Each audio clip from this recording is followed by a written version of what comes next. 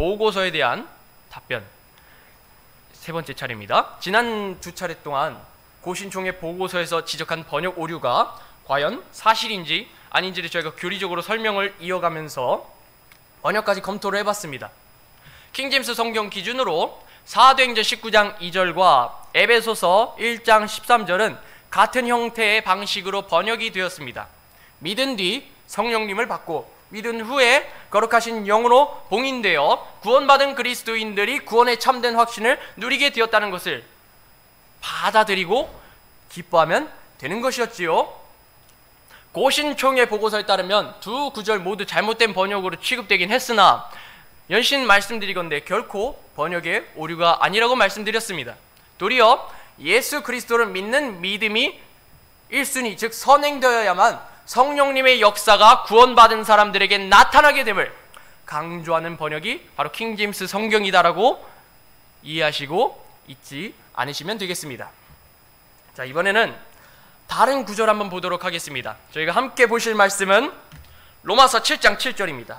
로마서 7장 7절입니다. 번역에 관한 사도행전 아니면 바울 서신을 지적했는데 이번에는 또 바울 서신입니다.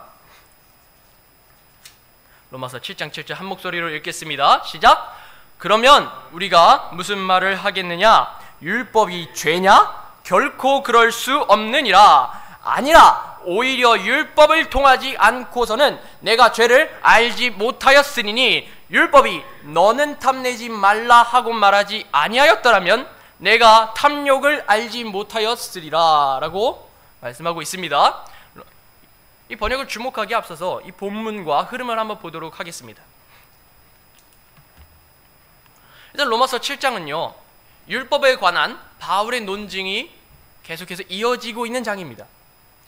6장에서 바울은, 그러니까 로마서 6장에서 바울은 그리스도인들이 예수 그리스도를 구원자로 믿고 받아들였을 때 우리가 그리스도와 함께 죽고 다시 일으켜짐으로써 죄에 대하여는 죽었다고, 죽은 자로 취급되었다고 말합니다. 그것이 로마서 6장에 나와 있습니다. 그리스도를 믿는 자는 죄에 대하여는 죽은 자로서 취급되었기에, 그렇게 여겨졌기에 살아있는 사람에게만 영향을 끼칠 수 있는 그 죄의 지배와 죄로 인한 영적인 죽음으로부터 해방되었습니다. 이제 바울은 7장의 초반에 1절부터 6절까지입니다. 로마서 7장 1절부터 6절까지에서 남편의 죽음이라는 한 가지 예시를 들어 그리스도인들은 그리스도와 함께 죽음으로써 죄의 지배뿐만이 아니라 우리를 속박하는, 우리에게 제약을 내리는 그런 율법의 속박으로부터 벗어난 자들이라는 기쁜 소식을 전달하고 있습니다. 대한민국에 사는 우리들은 우리나라의 헌법 아래 보호를 받기도 하지만 가령 교통법을 위반한다든가 아니면 다른 것들을 위반하고 법적으로 문제를 일으켰을 시 처벌을 받기도 합니다. 그러나 우리나라 헌법이 뛰어나고 탁월하다 해도 죽은 사람들에게 어떠한 법적인 효력을 발휘할 수 없습니다. 그 말은 즉 죽어야 법에서 벗어나게 되는 것입니다. 그래서 사도 바울은 법률과 조항으로 정죄하는 그 율법의 속박으로부터 벗어나는 유일한 길은 오직 그리스도를 믿고 그분과 함께 죽고 다시 살아남으로써 옛사람인 육신을 죽이고 새로운 본성을 받는 데 있습니다. 그것이 우리가 율법의 속박으로부터, 죄의 사슬로부터 해방될 수 있는 유일한 길입니다. 결국 예수 그리스도께서 유일한 길이 되신다는 것입니다. 이에 대하여 성경 기록도 증언하기를 우리를 붙들던 것 안에서 우리가 죽었으므로 이제 우리가 율법에서 구출되었나니 이것은 우리가 영의 새로운 것으로 섬기고 글자의 낡은 것 율법 조항으로 섬기지 않게 하려 함이라라고 말씀하고 있습니다. 그리고 예수님 안에서 새로운 본성을 갖게 된 우리를 정죄하는 율법이 아니라 예수님 안에 있는 그 새로운 법으로 살아가게 됩니다. 그래서 로마서 8장 2절에는 이렇게 얘기합니다. 함께 읽도록 하겠습니다. 로마서 8장 2절입니다. 시작! 이는 그리스도 예수님 안에 있는 생명의 성령의 법이 죄와 사망의 법에서 나를 해방하였기 때문이라. PPT가 지금 약간 불안정하고 있습니다. 우리는 이 생명의 성령의 법 가운데 살아가는 것이지요. 그렇다면 로마서 7장 7절 한번 보도록 하겠습니다. 그리스도인이 율법의 속박에서 벗어나 그리스도께서 주신 서로 사랑하라는 새 명령을 지키며 살아가는 것은 신앙생활에 있어서도 중요합니다. 그러나 신약교회를 이끄시는 하나님의 경륜과 신비가 드러난 시점부터 구약 시대에 주어진 율법이 아예 쓸모 없어지게 된 것은 아니었습니다.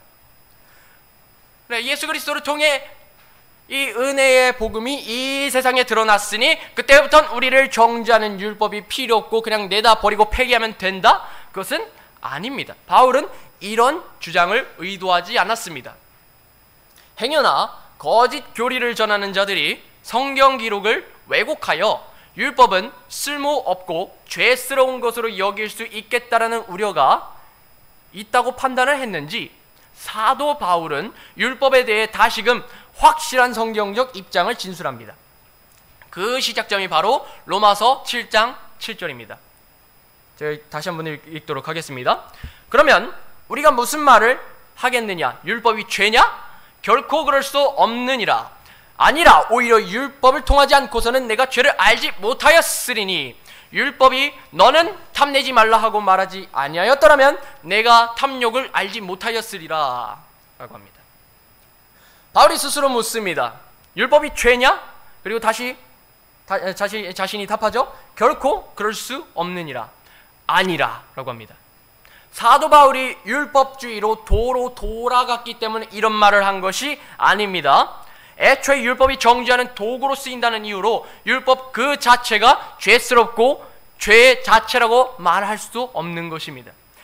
바울의 의도를 이해하려면 율법이 무엇인지부터 우리가 다시 고찰해야만 합니다. 그럼 사도행전 7장 53절에 이렇게 기록되어 있습니다. 함께 읽도록 하겠습니다. 시작! 너희가 천사들을 통해 제정된 율법을 받고도 그것을 지키지 아니하였도다 하니라 라고 합니다. 그리고 바울은 또 말하기를 그러면 율법은 무슨 용도로 쓰이느냐? 그것은 약속을 받은 그 시가 오실 때까지 범법들로 인해 더해진 것이요 한 중재자의 손에서 천사들에 의해 정해진 것이니라 라고 합니다. 율법은 천사들을 통해 제정되어서 이스라엘에게 주어진 하나님께서 주신 법으로 뭐뭐 해라 라고 명시된 명령 248개와 뭐뭐를 하지 말라라고 명시된 365개의 명령을 갖고 있습니다. 이 613개의 명령들을 가지고 있는 이 모세의 율법은요, 하나님께서 의로우신 분이심을 보여주며 특히나 이 명령들을 주신 하나님께서는 거룩하신 주 하나님이심을 강하게 나타내고 있습니다. 왜냐하면 모든 명령의 원인이 주께서 거룩하시기 때문이라인 것이지요. 흔히 율법의 구성은 크게 세 가지로 구분되어 있습니다.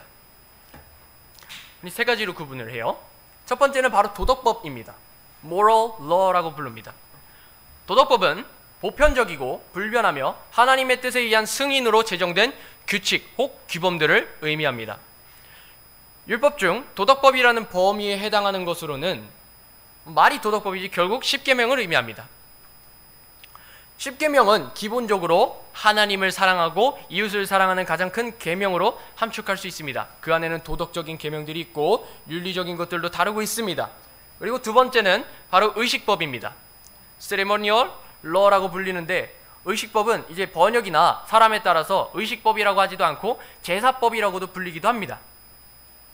이 법은 주님께 경배드릴 때 어떻게 해야 합당하게 경배드릴 수 있는지에 대한 규례들을 제시합니다. 주님께 헌물을 어떻게 드려야 하는지, 주님께서 제정하신 명절들이 있지 않습니까? 7개의 명절이 있지요. 그 명절들을 언제 어디서 어떻게 지켜야 하는지 모두 다 의식법에 포함되어 있습니다. 여기 1장부터 7장까지 그리고 23장 등이 그런 법들을 담고 있습니다. 그리고 세 번째는 사회법 혹은 시민법이라고도 합니다. Civil Law라고 합니다. 사회법은 이 국가와 사회의 질서를 바로잡기 위한 법들이 이에 해당합니다. 상속이나 결혼에 대한 법들이 있고 또 우상 숭배자들이나 마녀들을 어떻게 처벌해야 되는지에 대한 법도 있습니다. 이를 주기라고 하죠. 이걸 적용하자면요, 우리가 차별금지법을 반대하는 이유는 그 차별금지법이 지지하는 동성애와 퀴어 운동, 그러한 어젠더들이 하나님께서 세우신 율법에 어긋나기 때문에 그렇잖아요. 특히 국가와 사회에 관한 하나님의 윤리적인 기준이 세워진 사회법에 어긋나기 때문에 우리는 차별금지법 제정에 극렬하게 반대하는 것입니다. 이렇게 적용할 수 있는 것입니다. 율법 중 사회법에 기초하여 차별금지법 제정에 반대를 외치는 것이지요. 이 세 가지의 형태로 구성된 율법은요, 하나님의 거룩하심과 그분의 질서를 드러냅니다. 그 율법은 매우 선하기 때문에 바울은 디모데에게 율법을 올바르게 사용할 것을 권면하기까지 합니다. 율법은 이렇게 올바른 길로 가지 않고 탈선하여 건전한 교리에 역행하는 사람들이 하나님의 거룩하신 뜻과 기준에서 벗어나 있다는 것을 직시하게 합니다. 너 잘못돼서 너 옳은 길을 가고 있지 않아 라는 것을 정확하게 기준 잣대를 통해서 보여주는 것입니다. 그래서 디모데후서 1장, 디모데 전서입니다. 이제 제가 잘못 표시를 했네요. 디모데 전서 1장 8절부터 10절까지를 보시면 다음과 같이 기록되어 있습니다. 그러나 우리는 사람이 율법을 적법하게 쓰면 율법이 선하다는 것을 아노라. 곧 율법은 의로운 사람으로 인해 만들어지지 아니하고 법을 무시하는 자와 불순종하는 자와 하나님을 따르지 않는 자와 죄인과 거룩하지 않은 자와 속된 자와 아버지를 죽이는 자와 어머니를 죽이는 자와 사람을 죽이는 자와 음행을 일삼는 자와 남자와 더불어 자기를 더럽히는 자와 사람을 납치하는 자와 거짓말쟁이와 위증하는 자와 그 밖에 무엇이든지 건전한 교리에 역행하는 것으로 인해 만들어졌는데 라고 합니다.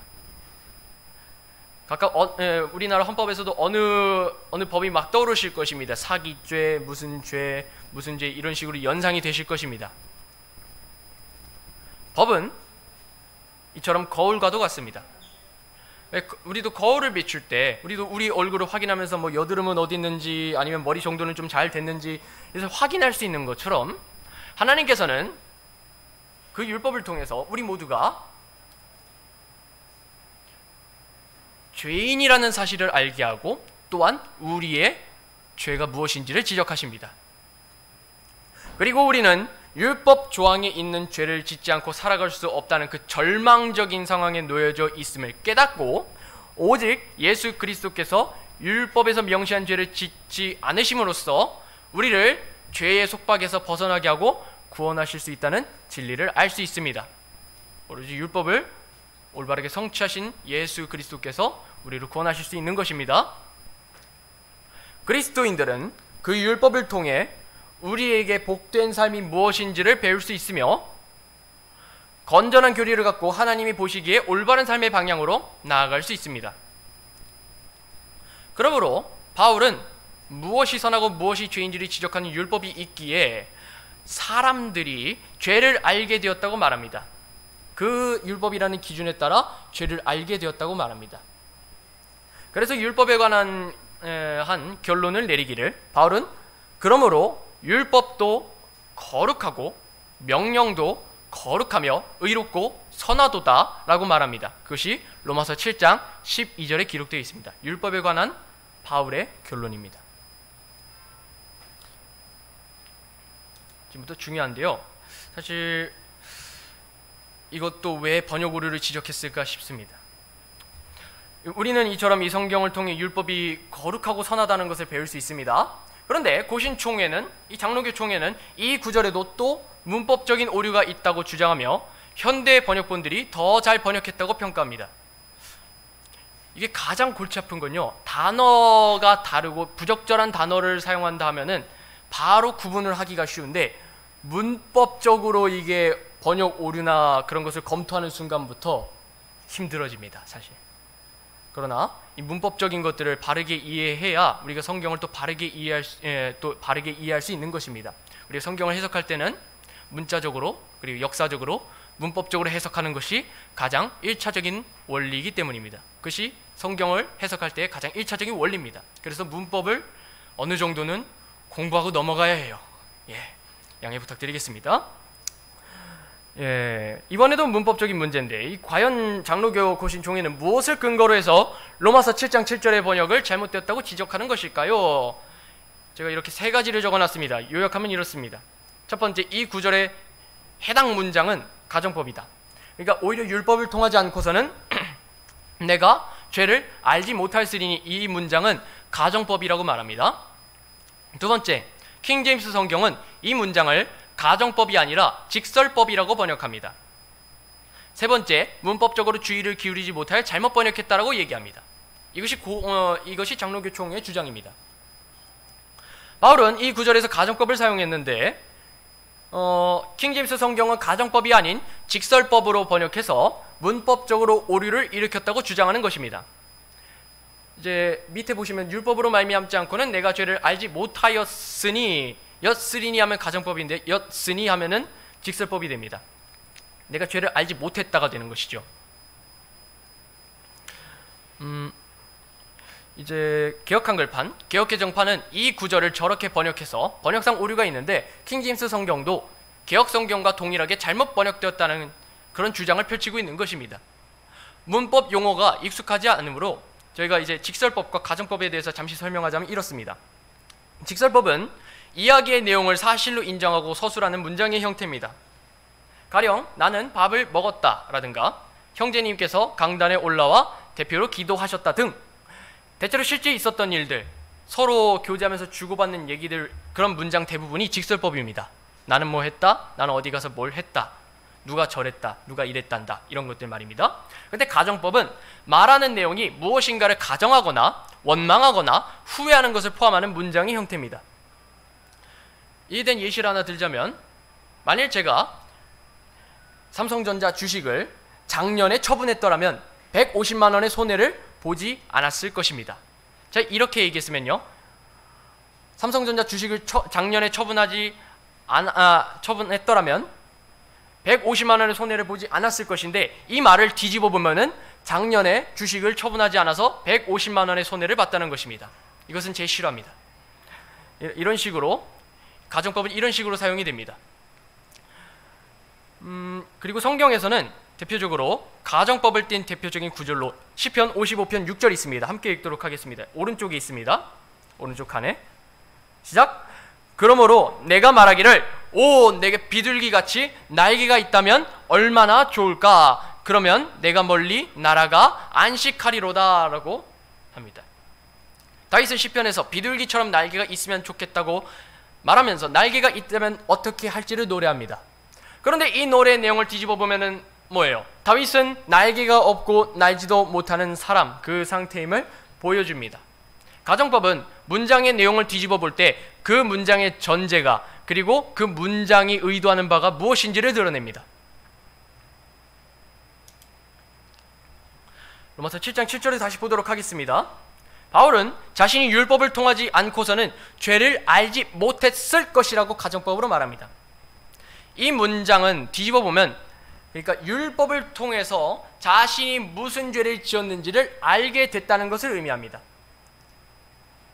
그리고 여러분들의 성경책 보시면요, 이 율법이 너는 탐내지 말라부터 이 뒤에 있는 문장을 보시면, 바울은 10계명 중 마지막 계명인 너는 탐내지 말라를 인용하여 이 계명이 없었으면은 자신이 탐욕이 뭔지를 알지 못했을 것이라 말합니다.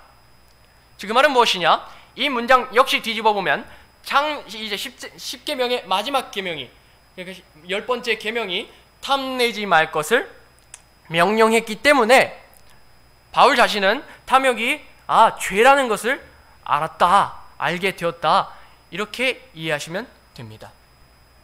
가정법은 뒤집어 보면 그 의도를 알 수 있습니다. 근데 이제 로마서 7장 7절에 대한 장로교 총회의 주장을 반박하기 앞서서 우리는 두 가지 사실을 숙지해야 합니다. 두 가지 사실. 이 구조는 가정법이 맞고, 우리가 갖고 있는 이 킹제임스 정령 마제스티 판본은 한글 번역은요, 가정법으로 정확하게 번역되어 있습니다. 알지 못하였으리라라고 번역되어 있잖아요. 그게 가정법입니다. 그 말은, 그러니까 율법을 통하지 않고서는 내가 죄를 알지 못했을 것이다. 가정법이죠. 그럼 뭔가 이상하지 않습니까? 한글 성경이 킹제임스 성경을 번역한 한글 번역본이기 때문에 한글 번역본이 가정법으로 번역되려면 영어 본문이 이미 가정법이어야만 합니다. 그런데 총회는 킹제임스 성경이 해당 구절을 직설법으로 번역했다고 주장하니 서로의 의견이 충돌하는 것입니다. 이 부분에서는 저희가 혼란을 가질 필요가 없습니다. 우리는 한글 역본이 그러하듯 영어 킹제임스 성경도 이 로마서 7장 7절을 이게 우리가 보기에는 저 문장 자체가 가정법으로 보여지진 않지만 이 또한 가정법으로 번역된 것이라고 이해하면 됩니다.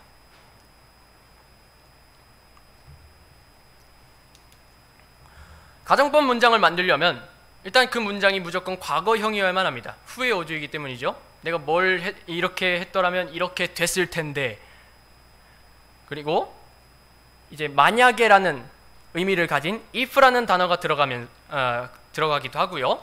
가정법인데 부정문으로 만들 경우에는 주로 if not이나 unless라는 단어를 사용합니다. 그래서 보통 가정법 문장을 만들 때는 문장 구조가 저렇게 나옵니다. 그러나 17세기에 번역된 킹제임스 성경은 무조건적으로 현대 영문법의 구조의 장단을 맞춰주진 않습니다. 킹제임스 성경은 if나 unless 같이 만약에 혹은 만약에 뭐뭐 한다면, 만약에 뭐뭐 하지 않는다면 같은 저런 단어를 사용하지 않고도 가정법 형태의 문장을 만들어냈다는 것입니다. 영어 킹제임스 성경으로 보시면 가정법을 이루는 핵심 단어는 if 같은 단어가 아닌, 여기서는 if 같은 단어만을 사용하는 것이 아니라 영어권에서 일상적으로 잘 사용하는 단어인 but과 except를 사용하기도 합니다. 이 두 단어는 if not이라는 가정법 부정문 문장을 만들 때, 즉 이제 뭐뭐를 만약에 뭐뭐 하지 않는다면, 만약에 뭐뭐 하지 않으면 이라는 문장을 만들 때 but과 except라는 단어를 사용하기도 합니다. 그러니까 우리가 일반적으로 중학생이나 고등학생들이 영어 문법을 배울 때 if나 if not을 배워요. 근데 부정문으로 만들면 if not 두 글자가 되거든요. 두 단어가 되는데 굳이 두 개의 단어가 아닌 but과 except처럼 한 단어로도 같은 의미를 이끌어낼 수 있습니다. 같은 가정법 문장을 이루어낼 수 있습니다. 이제 대표적인 영어 사전 중 미리암 웹스터 사전에는 except라는 단어가 unless 만약에 뭐뭐 하지 않는다면, 만약에 뭐뭐 하지 않는 한 이라는 의미를 갖고 있으며 가정법 문장을 만드는 데 사용할 수 있었음을 보여줍니다. 또 다른 영어 사전으로는 콜린스 사전이 있는데, 이제 콜린스 사전에는 but이라는 단어를 찾아보니 but이 고어로서 옛날에는 가정법 문장을 만드는데도 사용될 수 있었다는 것을 보여줍니다. 즉 but 하나만으로도 만약에 뭐뭐 하지 않는다면이라는 문장을 구성할 수 있었던 거예요. 굳이 if나 if not을 붙이지 않아도요. 오늘날 중학교, 고등학교 시절에 영어 문법을 배우면 if라는 단어를 사용한 가정법 문장을 만드는데 더욱 익숙할 것입니다. 그러나 킹제임스 성경을 배울 때 기억해야 하는 것은 if 말고도 but과 except 같은 친숙한 단어가 가정법 문장, 만약에 뭐뭐 하지 않는다면, 만약에 뭐뭐를 한다면 이라는 문장을 구성할 때도 쓰였다는 것입니다. 이것을 기억하면 좋습니다. 그리고 아마 이런 문제도 얘기할 거예요. 가정법에 would라는 단어를 사용하는 문제입니다. 일반적으로 영어 문법에서 가정법을 가르칠 때 반드시 if 문장 뒤에 그리고 그 다음에 would라는 단어를 무조건적으로 붙여야 된다고 말합니다. 그렇다면 정확한 문법 규정대로라면 가정법에 would라는 단어를 무조건 넣어야 돼요. 그래서 가정법이 성립이 됩니다. 그런데 would라는 단어는 문법적인 구조를 이루기 위해 필요해서 쓰는 단어일 뿐 모든 영어가 다 형식적인 구조에 맞추는 것은 아닙니다. 그래서 가정법 문장에 would라는 단어가 들어가지 않더라도 문맥으로서 이 문장은 가정법이구나 라고 이해할 수 있습니다. 제가 이거 왜 말씀드리냐면 이제 현대역본들을 지지하는 사람들이 봐봐 여기 would라는 단어를 붙여서 이게 가정법이라는 것을 알려주고 있잖냐, 킹제임스 성경에는 그 단어가 있어 없어 해가지고 번역 오류를 지적할 것입니다. 그런데 킹제임스 성경은 때때로 would라는 단어를 사용하기도 합니다. 예수님께서 말씀하실 때 if와 would라는 단어를 동시에 사용해서 가정법 문장을 많이 이뤄냅니다. 그런데 때때로 킹제임스 성경은 가정법 문장에 would가 쓰이지 않더라도 문맥을 통해서 어떤 문장이 가정법이라는 것을 이해할 수 있게 도와줍니다. 그렇기 때문에 우리가 한글 성경으로 다음과 같이 읽을 수 있었던 것입니다. 이렇게 킹제임스 성경은 여기서 현대 번역본들이 놓쳤던 한 가지 탁월성을 밝게 비추는데, 그 특징은 바로 쉬운 암기에 있습니다. 따라해볼까요? 쉬운 암기. 이게 but과 except라는 한 단어만을 사용했기 때문에 가정법 문장이 또 구성이 될 수 있었습니다. 그리고 사용하는 단어가 최소화되면서 또 정확하게 번역이 됐습니다. 이게 킹제임스 성경입니다. 그런데 현대 역본들은 if, not을 포함하는 문장을 구성하면서 필연적으로 구절의 분량이 늘어납니다. 단어 개수가 늘어납니다. 문장 길이가 늘어납니다. 그리고 구조적인 문법 체계로 인해서 현대 역본들의 구절들은요, 상대적으로 문장의 길이가 깁니다. 한번 보도록 하겠습니다. 이거를 체감하려면요, 여러분들이 만약에 킹제임스 성경 아니고서라도 영어 성경을 외운다고 한번 가정해 볼게요. 만약에 영어 성경을 외운다고 가정했을 때 옆에 있는 킹제임스 성경을 외우기 쉽다고 생각하시겠습니까? 아니면 저 오른쪽에 있는 게 암기하기 쉽다고 생각하시겠습니까? 그러니까 현대 영어상으로 봤을 때도 틀린 건 아니에요. 틀린 것은 아닌데 오늘날 현대 영어 문법의 규격에 정말 잘 맞추려고 하게 되면요, 문장이 길어져 버려요. 제가 킹제임스 성경은 5개 줄로 이렇게 표시가 되어 있는 걸 나타냈는데요. ESV는 또 7줄입니다. 그리고 존 메가더나 다른 분들이 많이 사용하는 뉴 아메리칸 스탠다드 바이블도 ESV처럼 똑같이 7줄입니다. NIV도 마찬가지입니다. NIV도 8줄입니다. 그래서 때때로 제가 로마서를 암송하던 때가 있었을 때 한 친구에게 이렇게 설득을 한 적이 있습니다. 킹제임스 성경 이거 몇 줄이야? 3줄요. 옆에 있는 NIV는 몇 줄이냐? 5줄요. 너 같으면 우리가 NIV를 외우는 것도 참 좋긴 하겠지만 킹제임스 성경이 정확하고 또한 정확함과 동시에 암기하기 쉽도록 문장 자체가 짧다. 이것을 외우는 게 더 쉽지 않겠느냐? 해가지고 한 친구를 설득해서 킹제임스 성경을 구매하게 한 적이 있었습니다. 근데 이게 끝이 아니에요. 이게 더 가관입니다. 우리가 알고 있는 유진 피터슨의 메시지 성경이 있지요. 유진 피터슨의 메시지 성경으로 보니까 아니 어떻게 의역을 하면 저렇게 문장이 길어질 수가 있지? 13줄이 나옵니다. 킹제임스 성경은 5줄이 나오는데 이거를 쉽게 번역한답시고 13줄이나 나온다는 것입니다. 여러분은 이 성경을 가지고 외울 자신이 있으십니까? 질색팔색 하실 것입니다. 이런 식으로 정리해보면 저희는 로마서 7장 7절을 통해서 다음과 같은 결론을 내릴 수 있습니다. 첫 번째, 해당 구절은, 그러니까 로마서 7장 7절은 가정법 부정문이라는 형태로 구성되어 있습니다. 그로써 문장을 뒤집어 봤었을 때 율법을 통해 죄를 알았다라는 결론을 내리게 합니다.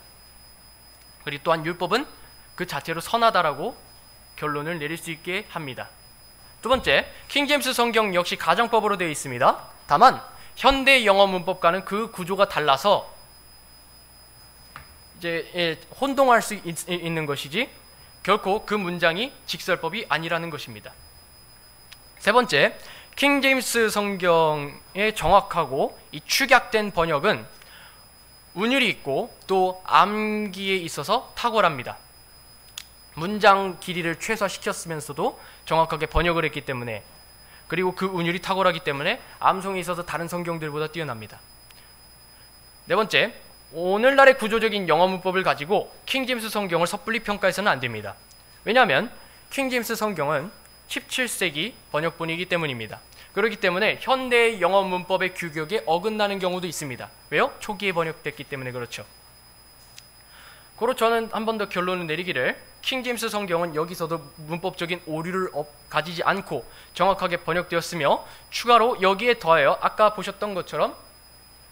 저희가 봤던 것처럼 다른 현대 번역본들보다 암송하기 쉽다, 이렇게 결론을 내리고자 합니다. 끔찍하죠? 이걸 봤을 때 끔찍합니다. 이런 식으로 저희가 또 로마서 7장 7절에 관한 우리의 답변을, 이 연구를 끝마치도록 하겠습니다. 앞으로 또 마지막 한 가지가 남았습니다. 사도행전 14장 23절인데 이렇게 이 외에도 많은 구절들에 대해서 학자들은 킹제임스 성경 번역의 오류를 지적할 것이고 저희는 그것들을 때때로는 묵묵히 침묵으로 일관하는 것만이 아니라 이 우리의 믿음에 근거하여 이 부분에 있어서는 킹제임스 성경이 정확하다, 그 이유를 정확하게 보여줄 그만한 실력을 또한 갖출 필요가 있는 것입니다. 제가 오늘 말씀을 정리하고 아침 성경 공부를 위해서 아침 예배를 위해서 준비하며 기도하도록 하겠습니다.